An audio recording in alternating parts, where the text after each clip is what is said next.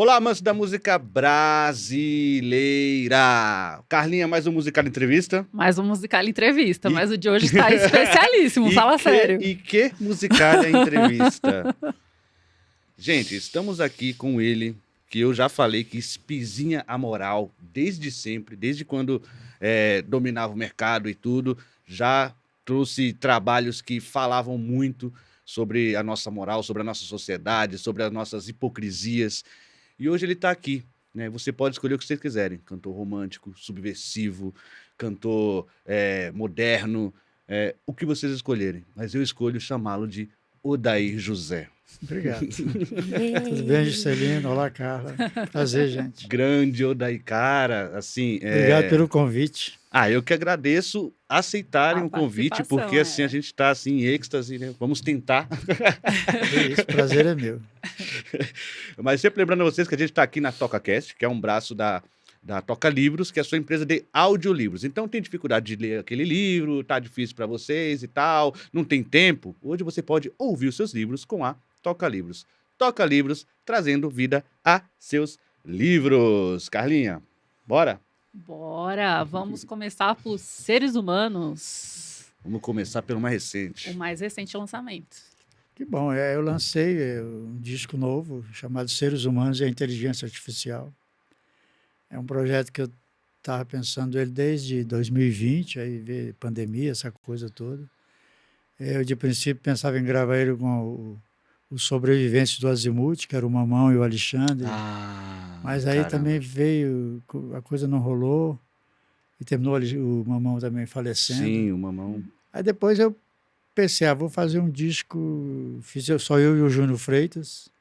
O Júnior Freitas toca vários instrumentos, e ele mesmo gravou, e ele mesmo mixou. E aí no meio do caminho pensamos em o título já seria esse mesmo.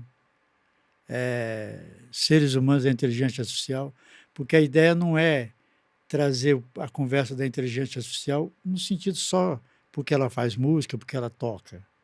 No sentido, a minha visão é uma outra. Também, no disco ela toca, no disco ela faz arranjo, ela mixou, ela masterizou. Inteligência artificial. Inteligência artificial. Mas a ideia da inteligência artificial no disco, Celino, não é bem essa. É chamar a atenção das pessoas para o que a inteligência artificial vai participar na vida do ser humano. É inevitável, né? É inevitável. Então, por isso que é Seres Humanos e a Inteligência Artificial. A ideia é que as pessoas refletissem, chamar para um papo, olha, vamos conversar sobre isso, porque isso não é apenas... Porque eu acho que a inteligência artificial corre o risco de ser um evento tão grande quanto a própria internet. Então, e as pessoas não podem ver apenas como um programa de computação que você vai utilizar. E isso também é uma coisa que, de forma ética, utilizar. Mas eu acho que a inteligência artificial para a humanidade, não vou dizer, para agora, talvez, mas para mais para frente, ela pode ser muito mais do que isso. Ela pode estar no meio da gente de uma forma muito mais presente, assim. De repente você vai cruzar com a inteligência artificial andando na rua. Exatamente. Ou você vai cruzar com ela trabalhando com você aqui no estúdio. Mas cruzar como? Como robótica. Sim, com certeza. E eu gostaria que as pessoas prestassem mais atenção, porque pode ser, tem até filme já que fala sobre isso. Tem. Pode ser que uma hora a máquina pode não aceitar exatamente as ordens. Ela pode querer ter sua própria vida, e isso é possível. Rapaz, você acha que o pessoal tem muito medo? Tem gente que tem medo das IA. Você acha que é isso? Eu acho que nós estamos... Acho que o caminho vai ser esse. Sim. Então, quando eu digo seres humanos e a inteligência artificial, é porque as duas coisas futuramente vai estar muito juntas, vai estar muito próximo. Sim. Tem um filme de um cara que fez, eu não sei o nome do filme, os atores e atrizes até são conhecidos, que o cara é um desses caras que trabalha para esses grandes sistemas de computação, de programas, e ele mora numa casa, numa montanha, na Suíça, sei lá onde é, e ele faz lá os robóticos dele, e ele faz só mulheres, tipo inteligente. E no final do filme, simplesmente elas matam o cara e saem no helicóptero do cara e termina o filme elas andando nos restaurantes de Nova York. Tome! Quer dizer, é uma coisa meio que assim, as pessoas têm que prestar atenção. Então, a ideia da inteligência artificial junto com os seres humanos é essa. Evidentemente que aí passamos que o disco foi feito por mim, pelo Júnior Freitas, e pela inteligência artificial. Ela fez bastante coisa. Não, e ela faz dueto contigo, né? Com Também, voz. também. Fala, o disco começa com ela falando. Que na faixa Seres Humanos tem uma pessoa que fala. E é uma inteligência artificial. É a inteligência artificial programada. falando. Eu ia fazer para você, a música tinha uma parte falada e uma cantada.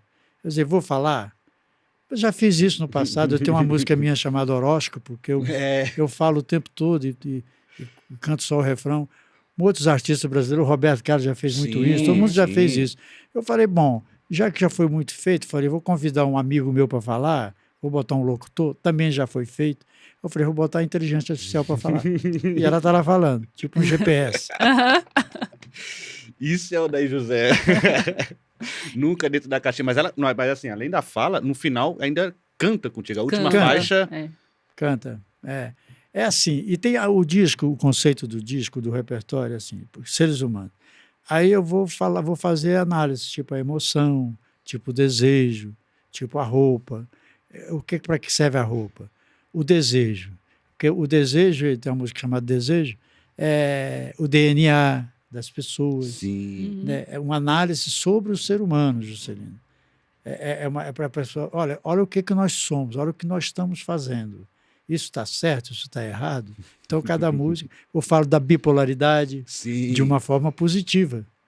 Então, a ideia do repertório é essa. E aí, você falou, canta com a inteligência, canta. Tem uma música que nem vai estar no LP, ela só está na plataforma.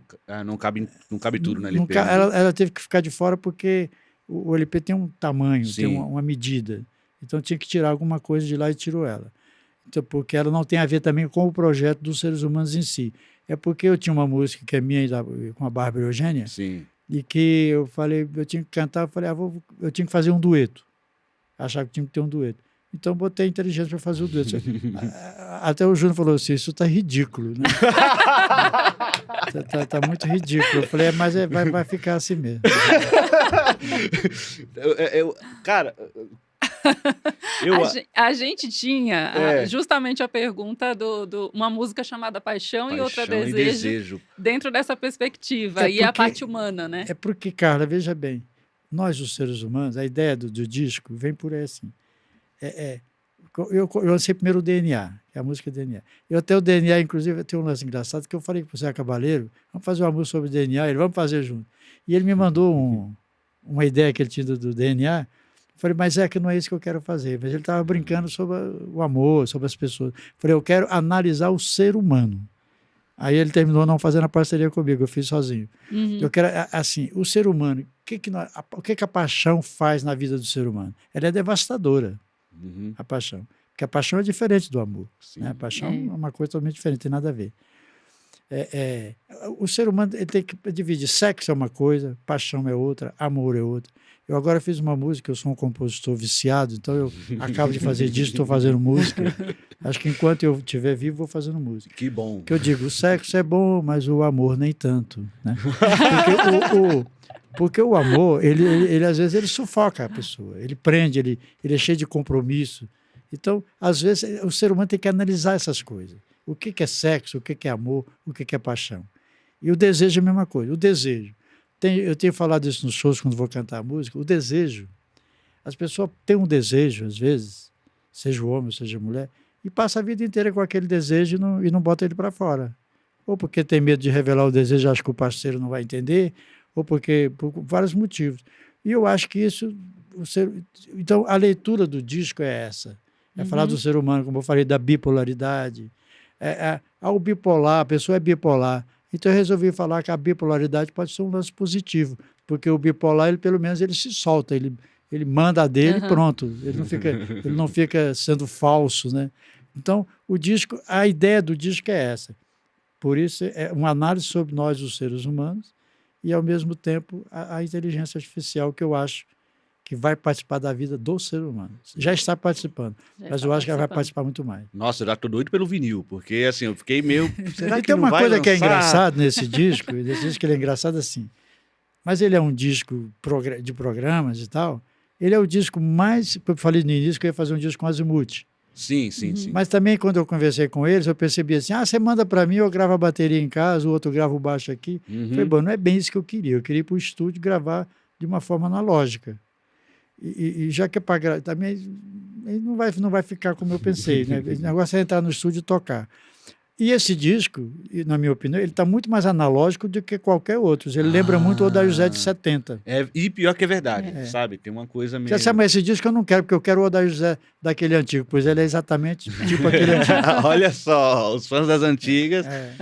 Não, e tem canções românticas aqui que realmente falei, nossa, tá remetendo àquele período. Tem uma canção que é o Submisso, que eu também falo do Submisso, que o baterista virou e disse, essa música, se você tocar ela no palco, o cara vai dizer, mas que disco é mesmo da época do passado? Então, o disco tem muito isso. Exatamente. Que eu acho que também é uma coisa interessante. Caramba. E daí, a gente passou agora por um evento que foi a pandemia. Como é que foi a pandemia para você? Olha, nós lançamos um disco em 2019, que é o Hibernar na Casa das Moças ouvindo rádio, e nós estávamos fazendo shows aqui no Sesc Bom Retiro, e todo mundo cheio de programação, a produção, o músico meu que ia fazer uma viagem, não sei para onde. Falei, cara, tá vindo um lance aí, vocês não vai acontecer nada. E todo mundo achou que eu estava exagerando. Você falou pro pessoal. Eu falei para a banda, falei, essas viagens não vai rolar, esses shows não vai rolar. Porque eu quando ouvi falar do lance, eu falei, isso vai dar merda. Isso vai dar merda. E não deu outro, deu merda. E assim, o que aconteceu foi assim, foi uma coisa que, na verdade, eu nunca tive pavor, medo, pânico. Eu não entrei em pânico, porque tem muita gente que entrou em pânico. Sim. Mas, evidentemente, que foi diferente, foi uma coisa meio louca, né? Foi. Nossa, mas era... Totalmente louco. E o disco... Mas eu achava, tem uma coisa, Celino, que é importante falar, eu achava que a pandemia, da forma que ela foi louca, que ela foi forte daquele jeito, eu achava que o ser humano ia sair daquilo diferente. Eu também tinha essa impressão. Sabe, o ser humano saiu do mesmo jeito, tá nem aí, continuou tocando, vida que segue, as pessoas não fizeram uma reflexão. Falei, bom, agora as pessoas vão ficar enclausuradas em algum lugar, eles vão refletir sobre determinadas atitudes, sobre determinado comportamento, que nada, os caras... Tudo a mesma coisa. Não aconteceu nada, né? Para mim foi assim, ficamos parados, não fizemos show e tal, mas passou, né? Passou. E parece que não serviu para muita coisa. E você sente isso também, assim, nas suas composições, por exemplo, algumas que se aproximam as músicas mais antigas, que falam sobre hipocrisia, isso e aquilo. Você se imaginava ainda sentindo a necessidade de compor esse tipo de canção na atualidade? Carla, eu quando era jovem, né, eu estou com 76, eu quando tinha lá 30, esse disco, Filho de Zé Maria, eu gravei ele com 28. Quando ele foi lançado, ele foi lançado em setembro de 77, eu tinha acabado de completar 29. Então, nesse período, falando dessa idade, eu achava que quando eu envelhecesse, primeiro eu não achava que eu fosse ficar tão velho, eu achava que eu ia morrer antes. Caramba! Eu não achava que eu ia, vai viver tanto. Eu achava que uns 35, 40, quando muito. Pelo tipo de vida também que a gente levava e tal. A gente era meio doido. Então, o lance, assim... mas caso eu envelhecesse, eu achava que tem duas coisas que eu pensava que eu não fosse ver. Uma, esse avanço da tecnologia. Eu achava que ia acontecer, mas que eu, em vida, não fosse ver. E a outra, a piora do ser humano como ser humano, em vez de uma melhora. Caramba! Pelo menos é o que eu penso. Eu acho que nós, como ser humano, nós pioramos. Eu achava que o ser humano, daqui a 30 anos, 40 anos, o ser humano vai ser uma delícia, vai ser um cara zen, vai ser um cara fácil de lidar. E não, eu acho que piorou pra caramba. O ser humano ficou cada vez mais difícil de lidar. Evidentemente que a gente não pode nunca generalizar as coisas, mas de um modo geral, e não é só brasileiro, no mundo inteiro, eu acho que houve uma piora, e foi isso que eu vi. Então, as músicas, elas fazem sentido. Eu achava que não fosse necessário ficar falando, mas, infelizmente, a hipocrisia continua, o preconceito continua, o ser humano continua, é do meu jeito, não é do seu, continua polarizando cada vez mais. Então, as letras, às vezes, ainda faz sentido fazer. Uma música como Na Minha Opinião, por exemplo. Tocar hoje, você fala, foi feita ontem, né? Eu até tenho... Eu quando quando eu toco a faixa, eu apresentei o show dos Seres Humanos aqui no Sesc em São Paulo, no Sesc Pinheiros. Então, quando eu abri o show na faixa Seres Humanos, que é uma proposta de que eu digo que a fidelidade numa relação, ela só tem razão de ser, ela só se justifica se houver plena liberdade entre os dois envolvidos. Então eu falo isso porque aí é que entra a fala da inteligência artificial. Uhum. Mas eu tenho usado essa frase para falar quando eu toco na minha opinião. Porque é a mesma coisa. Sabe, uma relação, a pessoa... Por isso que eu falo que o sexo é bom, o amor nem tanto. É porque o amor, ele parece que ele aprisiona, ele cria regras, ele sabe? E eu acho que a relação, às vezes, dentro de aprisionamentos, de regra, é como bicho. Se você deixar o bicho solto, ele fica. Se você prender, a primeira oportunidade ele foge. É verdade, né? É que é verdade. Daí, isso aqui. O que foi a Praça Tiradentes? Praça Tiradentes, eu cheguei no Rio de Janeiro, vim de Goiás. Eu saí de Goiás, cheguei no Rio em janeiro de 68. Dezembro para janeiro de 68. Fui para lá para tentar mostrar meu trabalho. Eu tinha por volta de 18 anos de idade, para 19. E a Praça Tiradentes foi o primeiro lugar no Rio para onde me levaram. Eu cheguei, saltei na rodoviária do Rio, que era na Praça Mauá, antiga, onde hoje é a Polícia Federal. Saltei, peguei um taxista, era de noite, falei, cara, me leva para um lugar centro da cidade, um hotel que seja bom e não seja caro, que eu tenha um pouco de dinheiro, essas Sim. coisas assim, mas num lugar que eu me sinto, não conheço nada do Rio, que eu seja, depois, quando amanhecer o dia, que eu me ache. Eu tinha alguns endereços de gravadora, de pessoas, que eu me ache. O cara foi e me levou para a Praça Tiradentes. E me colocou no hotel lá e falou, isso aqui é legal. Acho que o hotel tem até hoje, que ele parece que foi tombado. Então Olha. a Praça Tiradentes está ali. Quando você começa a Rua da Carioca, ele está aqui. E a Praça Tiradentes está ali. Então a Praça Tiradentes, quando o Zeca Baleia me convidou para fazer um disco, ele produzindo e tal, eu falei, Zeca, eu tenho uma música chamada Praça Tiradentes, que faz uma referência ao meu início no Rio. Ele Eu gostaria que o disco fosse chamado Praça Tiradentes. Então isso é a Praça Tiradentes. Maravilhoso. E como o Zeca que te chamou? Como é que foi? Ele te tava uns convidou? dias eu já estava uns anos sem gravar, fazia tempo eu não estava muito afim de gravar. E o Zeca é um cara muito generoso. Nossa, ele é demais. Conheci o Zeca, tive a oportunidade de conhecer, fiquei amigo do Zeca. E ele, não, cara, eu tenho um estúdio aqui na Vila Madalena, eu tenho um negócio aqui, tem uns músicos, vamos fazer um disco. E eu fui para lá e fiz o disco com ele, é um disco muito bonito. É muito bom mesmo. Aí tem o Paulo Micos que canta comigo, É verdade. tem o próprio Zeca que canta comigo, tem uma música do Arnaldo Antunes com Carlinhos Brau. É um disco bem diferente. É bem diferente. Mas o repertório, aqui você não teve o seu controle todo, né? O repertório ainda foi Mais selecionado? mais selecionado. Não, eu tinha umas músicas, o Zeca Propôs outras? propôs outras. Ele tinha uma ideia, porque nós fizemos, quando foi feito o tributo em 2006, tem um disco, um tributo que fizeram o Odair José, e eu fiz um programa de televisão do Sérgio Grossman, e na época que eu fui fazer lá o programa, estava lá lançando um livro, a Bruna Surfistinha, sobre a vida dela e tal. E o Zeca saiu de lá achando que eu tinha que ter uma música, porque ele me viu lá, ele viu a Bruna Surfistinha, ele fez uma viagem, cara, não vou tirar você desse lugar. E depois volte pra mim, aquela? Exato, aí vai ter que fazer uma música assim.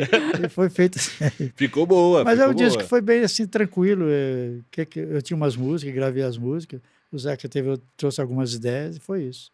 Maravilhoso. Agora, a Praça Tiradentes, então, foi importante na sua vida? Foi. Passou perrengue lá? Como é que foi esse lance de... Foi meu primeiro lugar no Rio. Acordei, fiquei no hotel, nesse hotel fiquei tipo 2 semanas, o dinheiro acabou.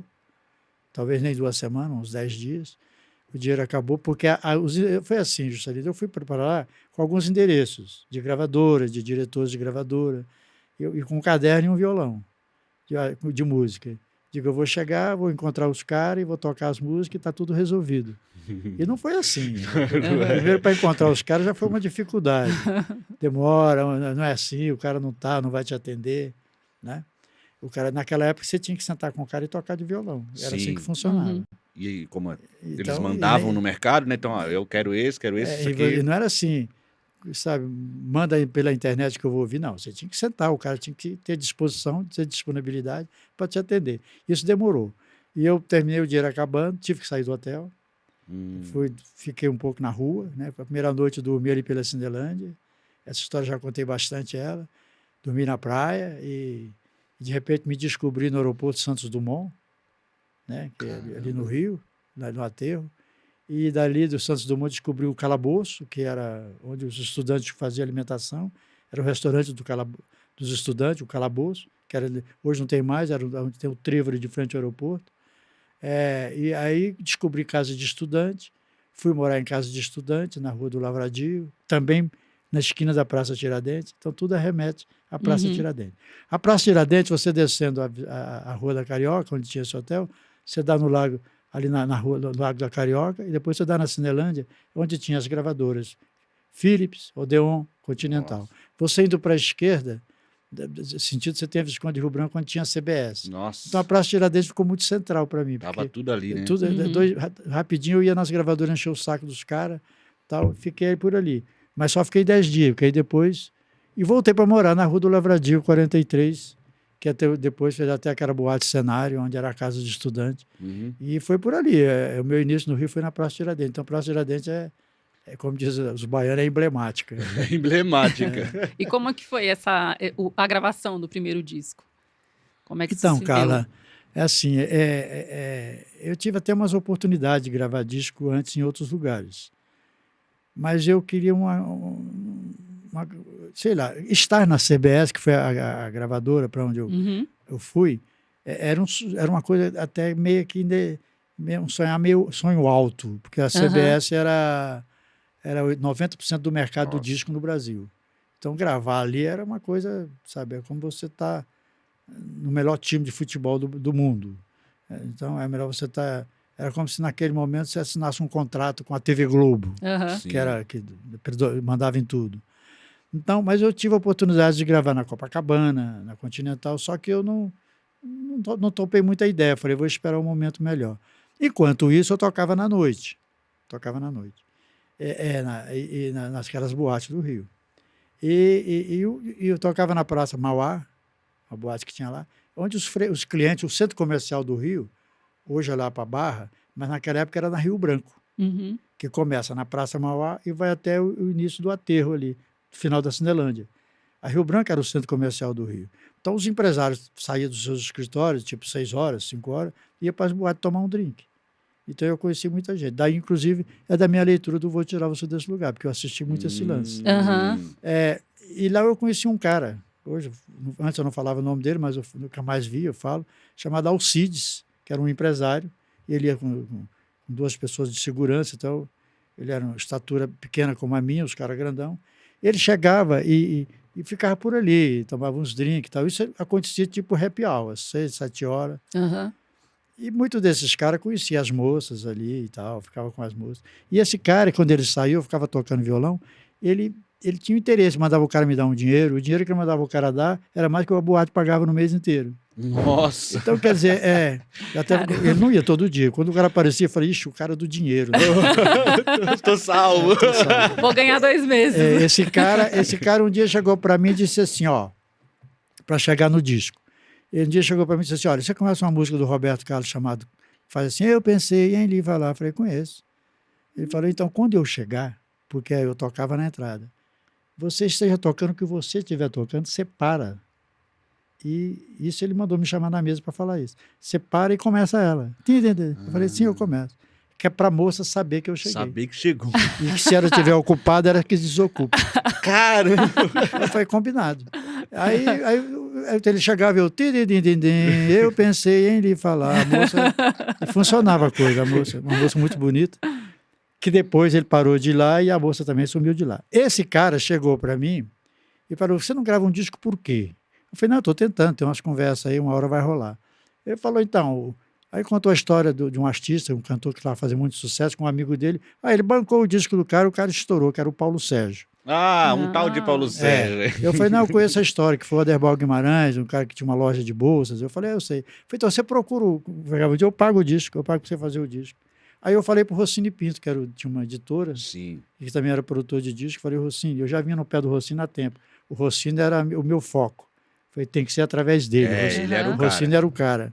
Só que também era complicado, entendeu? Não era fácil. Ele não era fácil e me ajudar também não era tão fácil, porque não era tão simples assim, né? Até que ele tentava. Aí cheguei para ele e falei, ó, o cara banca o disco. O Rossini falou, isso é papo de bêbado, negócio de boate, né? Negócio de Não boate. vai rolar. Isso não vai rolar. Se ele vier aqui conversar comigo durante o dia, eu falei pro cara, eu falei, ó, durante o dia, o cara, então vamos lá durante o dia. Aí o cara foi um dia durante o dia e falou, eu pago. E o Rossini fez um disco comigo, no melhor estúdio do Rio na época, o estúdio do Havaí, e fez um disco com os Fivers tocando, acompanhando, Nossa. e me deu um compacto simples. E esse compacto simples, eu tenho uma música chamada Uma Lágrima, e eu toquei muito ela no Rio, ela chegou a estar entre as 5 mais tocadas, não era o disco mais vendido, porque não tinha disco para vender, porque eu só tinha 250 compactos. Uhum. E esse disco tocou tanto quanto o Rossini Pinto. A primeira oportunidade que ele teve, ele me levou para a CBS. Então eu entrei direto na CBS, respondendo o que a Carla falou, o primeiro disco. E aí foi quando o Brasil conheceu o Odair através da CBS, em 1970. O Raulzito estava ainda na CBS. O Raulzito já estava lá. Tava. Eu conheci o Raulzito lá em 68, ele já estava por lá, 69. E quando eu cheguei nesse primeiro disco, o Raul tocou guitarra, gravei a música ele dele, toca, né? que é o Tudo Acabado. Ele e o Wilder eram os guitarristas do disco. Olha só, que galera boa, né? Pessoal. Agora, Odair, eu vou tirar você desse lugar. Essa é uma música emblemática, né? Como você me falou, essa palavra emblemática. Mas como foi a aceitação de você levar essa música e a galera entendeu de cara ou teve alguma resistência? Então, eu te contei a história da boate. Então, Sim. é uma observação do que eu via na Sim. boate, né? O cara se apaixonava pela moça e, como eu falei, esse Alcide mesmo, ele tinha uma moça lá. No Sim. que ele saiu de lá, a moça também sumiu de lá. Então, quer dizer, Pode ter imagina, sido... o que acontece assim, eu gravei 2 discos na CBS, um em 70 e um em 71. Né? O de 70 tem uma música que tocou muito no rádio, chamada Minhas Coisas. Sim, Eu toco ela até adoro. hoje nos shows. Eu, de vez em quando, tô te levando diretoral, eu já toquei essa música algumas vezes. Ela é muito boa. E gravei uma outra em 71, Vou Morar com Ela, que também fez Sim. sucesso na época. Quando termina o ano de 71, o Rossini Pinto vira para mim, os contratos de gravadora eram de 2 anos. O Rossini vira para mim e diz assim, o seu contrato acabou, ninguém falou nada de renovar e tal. Até que os 2 LPs, eles vendiam bem, tinham vendido 15 mil, 20 mil, que para a época, os caras que vendiam 20 mil estavam vendendo bem. O cara que mais vendia disco, que era o Roberto Carlos, vendia 150 mil, 150 mil, 200 mil. Então, se você vendesse 20 mil, a gravadora pagava os custos Já dela. bancava, né? Bancava a sua vida lá. Mas ele falou, ninguém falou nada, mas eu consegui, conversei com o comercial aí, fazer um compacto para você. Porque tinha o negócio do compacto. Sim. Antes de todo LP tinha um compacto. Sim. 2 músicas só? 2 músicas. Aí eu falei, cara, eu tenho uma música que eu fiz essa semana que acho que seria interessante. Aí lá nas salas da CBS a CBS tinha 5 produtores. Um era o Rossini Pinto, que era o meu produtor, o outro era o Mauro Mota, o outro era o Renato Barros, Nossa. e o outro era o Raulzito, né, o Raul Seixas, e o outro era o Abdias, que fazia produção de música nordestina. Aí o que acontece? Aí eu cantei lá na sala com um monte de gente lá, o Raul estava lá, todo mundo estava lá, cantei a música. O Rossini achou horrível. Horrível. Uma música horrível. Como é que você vai música de puta, cara? Você tá louco, né? Tá maluco? Como é que vai tocar no rádio? Como é que vai tocar isso no rádio? Jovem Guarda, Roberto Carlos, Eu Te Daria o Céu. É. Eu tenho tanto para lhe falar. Você vem com uma música de puta. Mas ao contrário dele, mas o Rossini ele falava assim mesmo, mas na verdade eu gravava com ele o que eu queria gravar. Ele fazia o escândalo dele, mas eu ia gravar. Dava advertência, mas... Eu ficava calado, deixava falar. Mas quando ele foi contra, todo mundo que estava na sala foi contra ele. Pô, a música é genial. Ele foi voz Aí única, ele foi voto vencido. Eu fui para o estúdio e gravei. Mas no compacto, e fui de novo com o Raulzito. Porque no compacto, ela é faixa lado 2, porque o lado 1 é a música do Rossini. Porque essa música não presta. E deu no que deu, a música vendeu 1 milhão de compactos. 1 milhão? Vendeu muito disco. Caramba, velho. Até hoje é um clássico, né? Eu canto no show, talvez seja o momento mais emocionante do show. Caramba, 1 milhão, já pensou? Então você vê um mercado que o maior vendedor de discos vendia 200 mil discos, você faz um compacto. Teve uma matéria, que é interessante, uma televisão, a Globo, acho que foi a Globo que fez uma matéria. na rua, repórter na rua, para perguntar para as pessoas, você tem o disco, vou tirar você desse lugar, o compacto? Aí o cara, tenho, mas você tem vitrola? Ainda não. Então, quer dizer, porque fizeram uma pesquisa que tinha, o Brasil naquele momento tinha por volta de 600 mil vitrolas, 500 mil vitrolas. E o compacto vendeu mais que o disco do que as vitrolas. O cara comprou para na hora que tiver. Comprar a vitrola, ter o disco. Mas foi curioso, porque o disco saiu e eu não fui trabalhado pela gravadora porque não tinha contrato. Uhum. Nós tínhamos um senhor muito simpático, que era o cara que inventou, a divulgação no Brasil, que é o Sr. Otton Russo. O Sr. Otton Russo foi o cara que criou o padrão de divulgação, de gravadora, essas coisas. E ele era da CBS. E ele que programava. Naquela época, você não tinha como ir tocar o disco na rádio se não fosse através da gravadora. Uhum. Você não tinha como chegar no programador de rádio com o disco debaixo do braço. Eu fiz isso numa lágrima. Eu fiz isso numa lágrima. E eu já fazia, eu ia para os caras, mas você não tocava em rádios grandes, você tocava nas rádios menores. Aí eu cheguei para o Otton Russo para saber como é que eu ia sair com o divulgador, se eu ia trabalhar. Ele falou, você não vai ser feito isso, você não está na lista de trabalho, você não tem contrato com a empresa. Esse teu disco não vai rolar, não vai, você se vira. Não adianta você ficar aqui esperando. Ele falou, ele foi educado, mas ele falou na lata, não vai ser feito, você não vai trabalhar, a gente não vai pegar um divulgador para mandar para sair com você. A gente não vai chegar na rádio e dizer, Rádio Globo, aqui nós temos uma lista de artistas, o Odair José está na lista. Você não está na lista. Aí tem um cara que morreu com o Evaldo Braga naquele acidente, do Evaldo Braga, chamado Paulinho, Paulo César, que naquele acidente morreu o motorista, o Paulinho, que era o empresário, e o Evaldo. O Paulo César, que morava, eu conheci ele na rua do Riachuelo, onde eu morava, ele gostava de andar com os artistas e tal, a família dele era bem sucedida, mas ele gostava de andar com artistas, fazendo show e tal. Ele falou, cara, você não está fazendo nada no Rio, você não está fazendo show, nego não trabalha o teu disco, vamos entrar na Kombi, na época era Kombi, tá? Entra na Kombi, você de guitarra, um baterista e um baixo, e vamos saindo pelo estado do Rio e tal, tocando, fazendo show, no circo, no cinema, onde tiver, vai ficar parado aqui.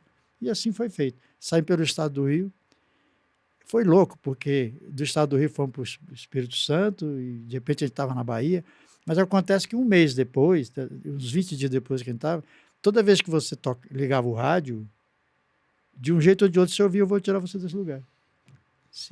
Vou tirar você desse lugar. E conforme a gente chegava na cidade para fazer os shows, ele dizia, eu estou com o Odair José. Show assim, você chega hoje, canta de noite, anuncia no mesmo dia, cidades pequenas, ou então no dia seguinte, mas bota um alô hoje no lugar tal. Uhum. E de repente os shows tudo lotavam, entendeu? Todo mundo queria ver o cara do Vou Tirar Você do Lugar. Bom, resumindo, a CBS me achou em Ilhéus, na Bahia, quando eu já era o primeiro lugar na parada. Então a música estourou sozinha. Nossa, não trabalharam, mas aí depois quiseram, aí o contrato veio. Não, que já me pegaram em Ilhéus, botaram num avião, os caras voltaram de Kombi, voltei de avião, para fazer correndo chacrinha, fazer não sei mais o quê, fazer mais não sei o quê. Aí o Rossini falando, não falei que ia dar certo. E o diretor da empresa, o presidente da empresa, o senhor Evandro Ribeiro, já tinha um LP montado para mim. Ah, já tinha tudo lá, as músicas tudo pronto. Foi quando eu falei para ele, olha, eu já tenho ideia de um disco. Esse disco, o repertório já está montado na minha cabeça. Tem ideia da capa, tem ideia assim assado. E não vou gravar com os músicos. Eu já tenho ideia dos músicos, mais ou menos. Porque a CBS era a gravadora vencedora. Mas ela tinha um som que o Brasil conhecia. Uhum. O som que o Brasil conhecia de disco era da CBS. Mas era o som da CBS. Não era o som da CBS, era o Roberto Carlos, era o Renato Barros, era o Gerry Adriano, era a Vanderleia. Era o som da CBS. E o rádio brasileiro só ouvia CBS. 99% do rádio brasileiro tocava CBS. Os parques de diversões tocavam CBS. Então, todo mundo só tocava CBS. A CBS era 100% de mercado no Brasil. Mas eu falei, eu quero fazer um som diferente. Eu não quero ser uma cópia de Roberto Carlos, eu não quero ser um som da CBS. Eu vou gravar com eu já tinha gravado em 71 com o Dom Salvador tocando piano, Não Vou Morar com Ela. Levei o Dom Salvador tocando piano, Não Vou Morar com Ela, que já não agradou o seu Evandro, porque tinha que levar o Lafayette, tinha que levar o Mauro Mota, esse pessoal. Então, quando eu saio da CBS, eu não renovo o contrato e vou para a Philips gravar o Assim Sou Eu. Nossa, os caras devem ter ficado de cara no chão, né? Todo mundo queria o Odair José, porque o cara... Você que está com 23 anos, 22 anos de idade, 23 anos, com disco estourado no país Nossa. inteiro, primeiro lugar na parada. Quem não quer o artista, né? É. Aí então eu pude escolher, eu fui para Polydor. E fui assim. E todo mundo diz, fez merda, porque como é que alguém sai da Saiu CBS da grana. Aham. e vai para uma gravadora que não vende nada? Tem 1% do mercado, 2% de mercado. E muitos amigos meus disseram, vai lá, muda de ideia, volta atrás. E eu falei, não, eu vou fazer. Eu tinha um radialista muito importante no mercado, para mim o radialista mais importante que o Brasil já teve, chamado Haroldo de Andrade. Sim. Haroldo de Andrade, para mim, foi o maior radialista que o Brasil já teve. Me desculpe os outros. Olha.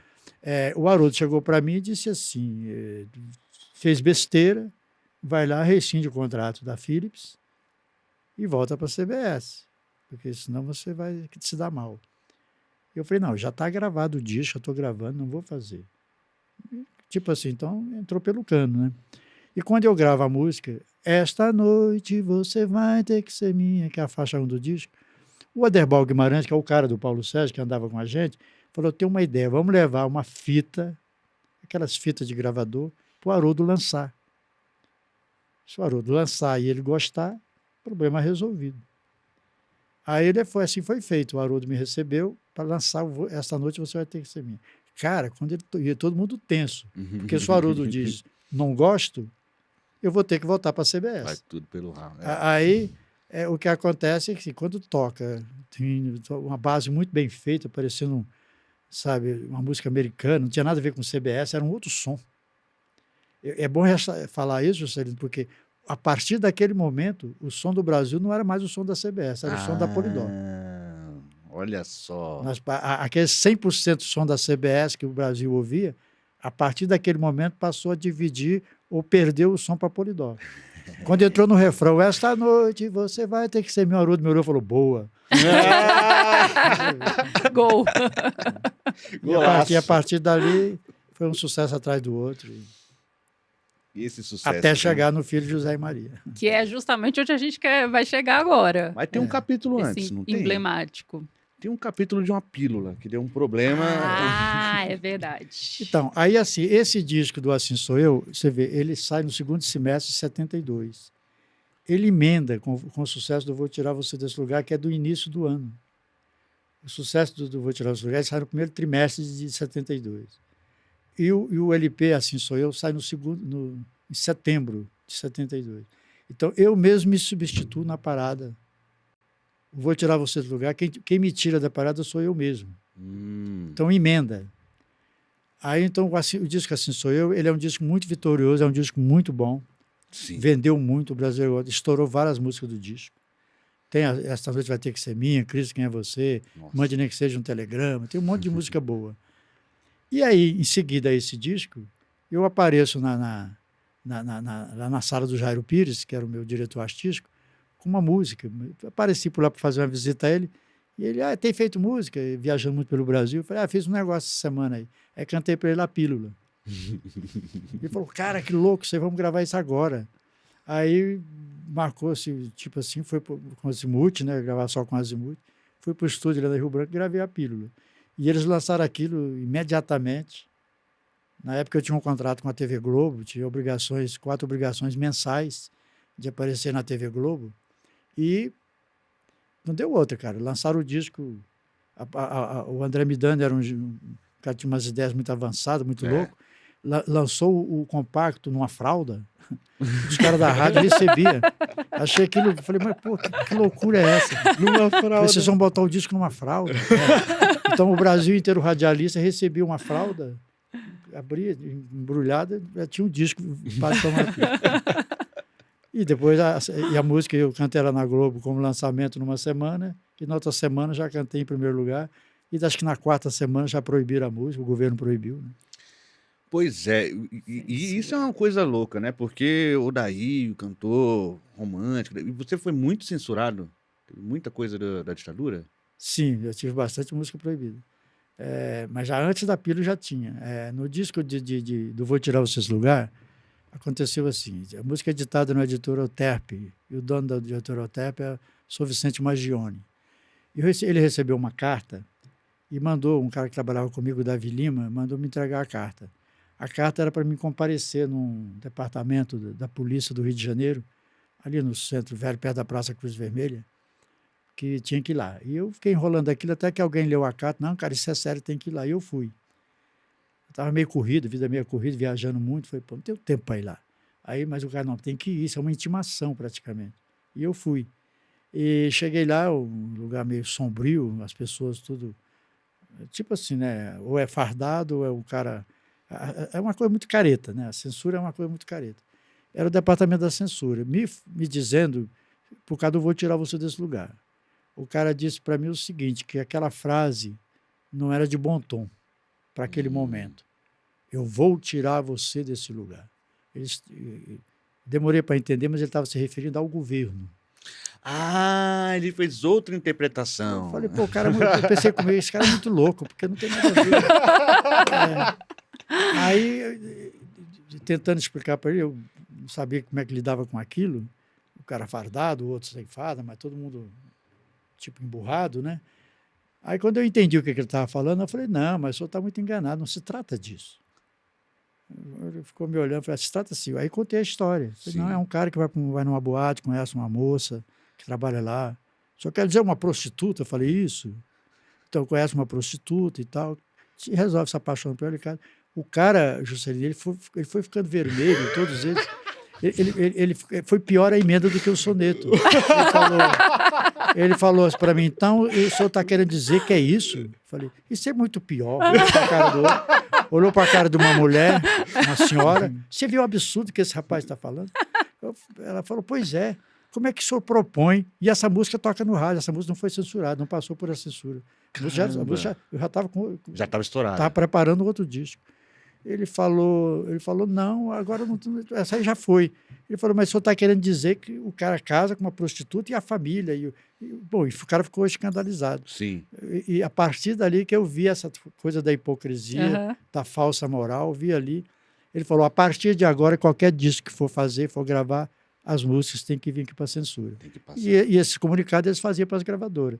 E já no disco Assim Sou eu quis gravar uma música chamada As Noites que Você Passou Comigo. Hoje você já não me quer mais, que é um grande sucesso. E eles já proibiram a música. Caramba. Aí, a partir daquele disco, já tinha várias músicas censuradas, tinha que mexer em letra. E foi ali. A pílula já veio mais para frente. Nossa, que coisa terrível, né? Já pensou hoje? Eu não mexeria na letra, mas, meu Deus do céu. Censura era um problema. Carlinha. Aí sim, agora chegamos aqui. O emblemático. É o Filho de José e Maria. Né? Esse disco ele é de 77. A história é assim, então. Eu faço esse sucesso muito grande em 72.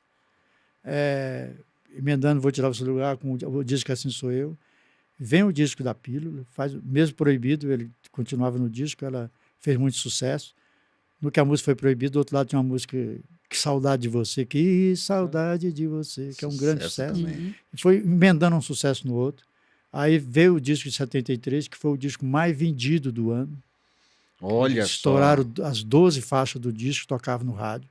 Porque quando você lança um disco, você estoura uma música ou outra, as músicas dos discos elas terminam se tornando conhecidas, porque quem compra o disco conhece o LP inteiro e tal. Mas no caso do disco de 73, não. As 12 tocavam no rádio. Caramba! Então foi um sucesso grande demais. O disco vendeu mais do que todo mundo.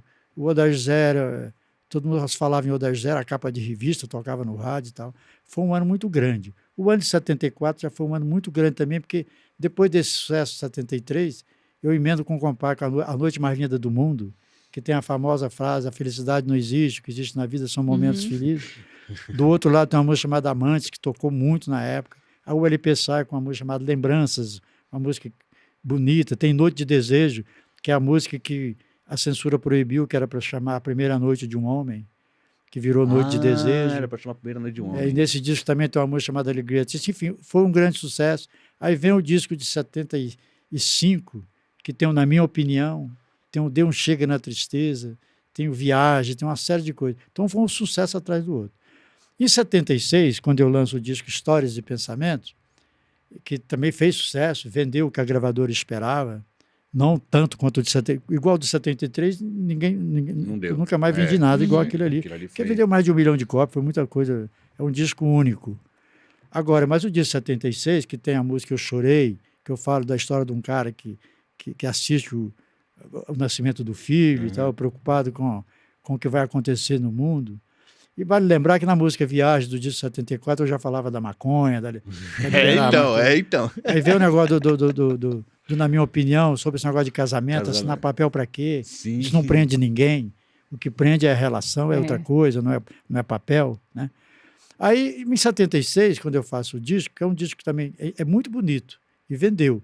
Mas eu percebi, Juscelino e Carla, que naquele disco eu não causei impacto nenhum. Eu percebi assim, falei, pô, cara, eu estou repetindo fórmulas. Automatizado, né? Eu estou repetindo fórmulas. Eu estou fazendo uma coisa que eu já estou me repetindo. E, como eu sempre falei, quem repete fórmula não faz arte, faz negócio. Eu percebi assim, para a gravadora estava legal, vendeu lá os 300 mil, 400 mil discos, estava ótimo. Mas eu percebi que eu não estava bem. Falei, pô, isso aqui não balançou o povo, isso aqui não causou nada. Falei, chegou a hora de mudar. E eu mudei, fiz o Filho de José e Maria. Nossa! E o que é esse disco? Esse disco, assim, esse disco tem várias leituras dele. A primeira é essa. Eu tinha que fazer uma coisa diferente. Eu tinha que trazer para o povo uma coisa diferente. E não ficar me repetindo. Porque, cara, você tem artista aí, sem querer falar mal, mas tem cara que faz 50 discos iguais. Sim. E a gravadora acha ótimo, porque os discos iguais vai vender sempre igual. Vendeu. Só que na minha cabeça funciona diferente. Talvez não precisava ser tão radical como eu. Mas aí eu tive acontece assim, o Peter Frampton tinha lançado um álbum em 75, um duplo, sim, e vendeu 20 milhões de álbum duplo. Nossa! Né, que é aquele Comes Live. Ele vendeu. E lá nos Estados Unidos tinha estourado aquilo no mundo inteiro, no Brasil mesmo fazia muito sucesso. E eu vinha ouvindo aquele disco sabia o disco de cor. E eu ouvia muito também outros discos de James Gang, eu ouvia Steve Wonder, esse pessoal. Aí eu falei, bom, eu tenho que fazer um disco. Eu sabia, para mim acontecia assim, já tinha acontecido o fenômeno dos Beatles, em 60, os caras com as guitarras no pescoço. Depois aquilo meio que estourou um monte de guitarrista. Depois, no ano 70, ficou mais o cara com o microfone, o cantor do microfone na mão. Mas o Peter Frampton veio com a guitarra pendurada no pescoço e fazendo música pop, e estou vendendo 20 milhões de álbum duplo. Duplo, né? Eu falei, pô, cara, esse negócio vai funcionar. Um cara com uma guitarra no pescoço, no Brasil isso vai funcionar. Eu falei, eu vou fazer um disco. Mas aí, nesse intervalo, vem a ideia do Filho de José e Maria. Eu estava lendo um livro do Khalil Gibran Khalil, que é o Profeta. Onde eu ia, eu levava aquele livrinho debaixo do braço. Que são temas, né? Sim. Ele fala do filho, ele fala da roupa, ele fala de várias coisas, da fé, ele fala do amor, ele fala do casamento. E eu peguei e falei, pô, eu vou fazer um disco como se fosse a vida de uma pessoa, né? Eu vou escrever sobre a vida de uma pessoa. Cada canção vai contar a história do momento da pessoa. Aí eu vou contar a história de quem? Falei, do filho de José e Maria. Que pode ser eu ou pode ser o cara que nasceu há 2000 anos atrás. Sim. Pode ser qualquer um.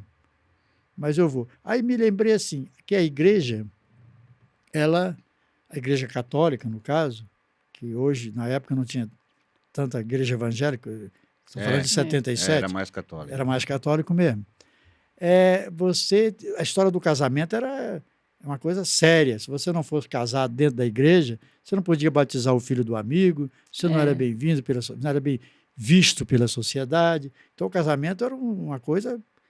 Tem que ser abençoado aqui, tem que ser casado. O cara não pode ser apenas morar junto. Como eu dizia, não vou morar com ela. Eu quero morar com ela, não é casar, quero morar com ela. Sim. Então, quer dizer, não pode, tem que ser casado. Aí eu fiquei pensando, mas onde é que foi casado? A Igreja Católica representa Jesus Cristo.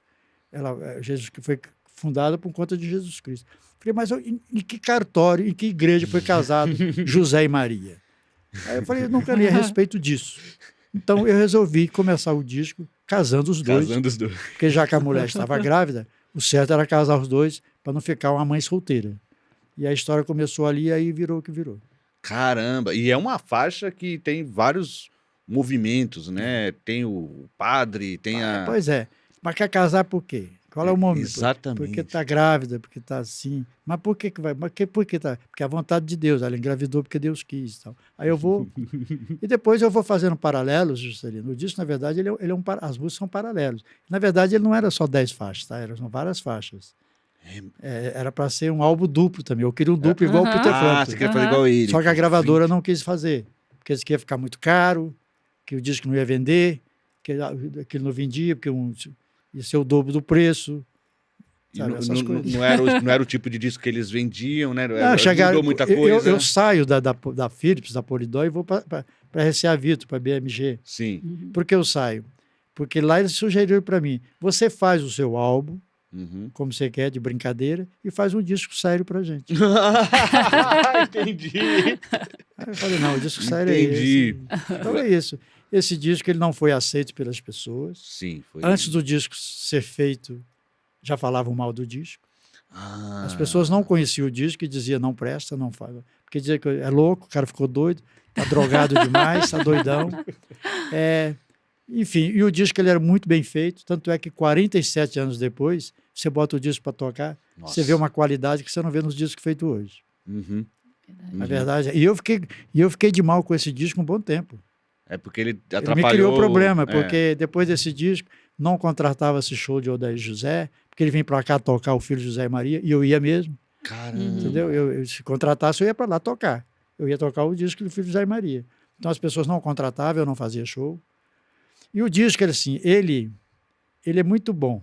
Ele tem uma qualidade muito boa para a época, muito acima da média para a época. É o Azimuth Só também, que né? o Azimuth. Azimuth, o Wildon, também. o Robson Jorge, o Urubu, tá tudo aí.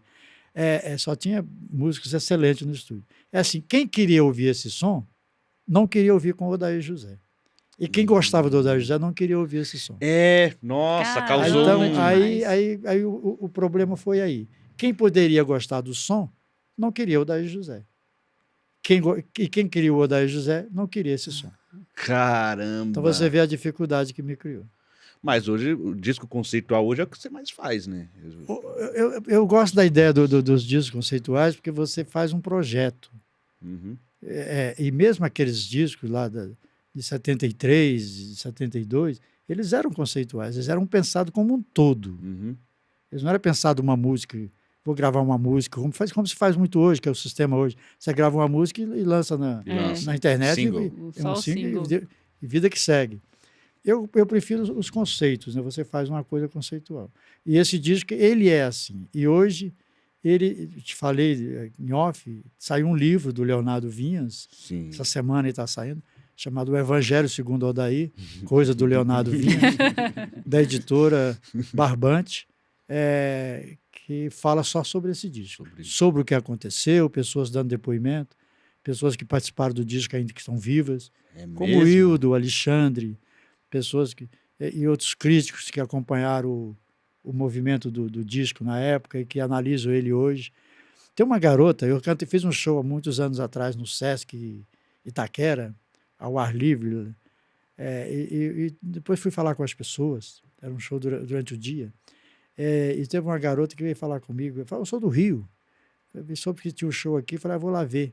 Mas, pô, você não tocou, só tocou uma música do Filho José e Maria, eu pensei que ia tocar mais. Caramba! Aí eu olhei para a cara dela e falei assim, minha filha, não posso tocar. Se eu tocar isso aí, o povo não gosta. Então, o povo não entende, né? O povo não aceita.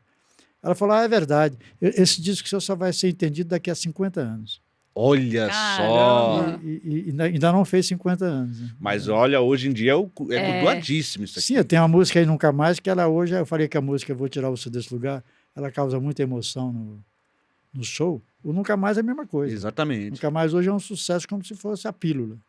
Exatamente. Toca pra caramba. E as canções que não entraram? Algumas eu já regravei, Carla. Por exemplo, no disco seguinte, Coisa Simples, que eu fiz depois desse disco em 78, o segundo disco na BMG, que depois sério, eu né? O disco sério. O disco sério, ele chama Coisa Simples de Brincadeira. Porque já que eles acharam isso aí tão complicado, aí eu tirei um sarro da cara deles e falei, coisa simples. O que tem aqui é simples, não é complicado. Muito bom.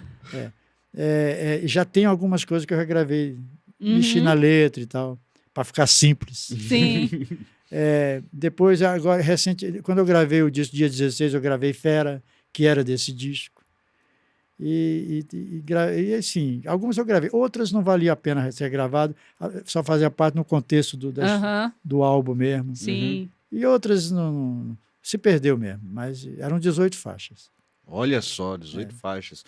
Aqui, você falou que foi feito às pressas, o ao vivo, né? Porque o ao vivo aqui também tá na ordem, fora de ordem, né? Totalmente fora de ordem, porque eu te falei que as pessoas, antes de conhecer o disco, Juscelino, falavam mal. Mas o cara da rádio falava mal. O cara do posto de gasolina, eu parava para abastecer no Rio. Esse disco que você vai fazer aí não presta, não. Você me ouviu? Porque o cara do rádio falou que não presta. Então, quer dizer, todo mundo falava mal do disco. Então, eu falei, eu vou desmontar a ordem do disco, da história, para ver se ameniza. Que não adiantou nada, né? Mas aí isso aí está mais na ordem. Esse aqui está mais na ordem. Mas, na verdade, também. tem uma coisa que está errada nessa ordem também. A história, na verdade, ela abre com o fora da realidade. Que é um anjo apareceu no fim da tarde, me falou do meu destino. Porque quando Maria sabe que está grávida, é o anjo que fala para ela. Aí depois é o casamento e depois segue na ordem. Segue. Carlinha, é difícil fazer essa pergunta hoje, que é a nossa última. Essa pergunta hoje. Mas temos que fazer. Boa. Odair José, o que você acha da música brasileira hoje? Eu acho que a música brasileira, o compositor brasileiro, ele é sempre bom. A música brasileira está entre as melhores do mundo. Sempre esteve. Não importa o estilo. Tem o Gilberto Gil tem uma colocação feita no ano de 73, quando a gente participou aqui da Fono 73, aqui, que eu cantei com o Caetano Veloso, fiz dupla com ele. O Gil disse, o Brasil tem vários estilos de música, eu prefiro todos. E é verdade, eu prefiro todos. A música hoje, por exemplo assim, hoje em dia as guitarra, a Fender está fazendo guitarra para vender para moças, para meninas, porque até que as cores são mais femininas, porque as guitarras, quem compra são as meninas por causa da Taylor Swift, porque ela toca guitarra. Então, é um estudo da Fender.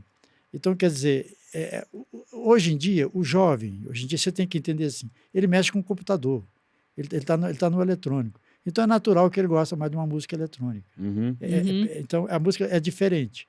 É mais natural que ele tenha uma identificação com a coisa mais eletrônica. Por isso que você tem a coisa da Taylor Swift com as garotas. Sim. Então, é mais natural. A música tem qualidade? Tem. Eu só acho assim.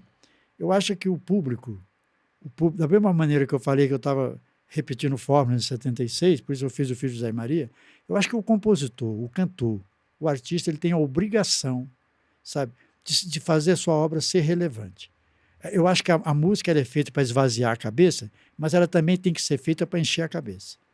Você tem que levar mensagem, você tem que questionar as coisas, você tem que participar do seu tempo que você está vivendo de uma forma, sabe, que você questione, que você leve as pessoas a pensar e não as pessoas não pensar. Então, só esse detalhe, essa crítica que eu faço. Eu acho que poderia se fazer música também para as pessoas pensarem. Sim. E não só para as pessoas vaziar a cabeça. Mas a música, de um modo geral, a que está aí é o que o povo quer e tem que ser respeitado. Nossa! Odair José. Cara, eu não tenho palavras para descrever a minha alegria aqui.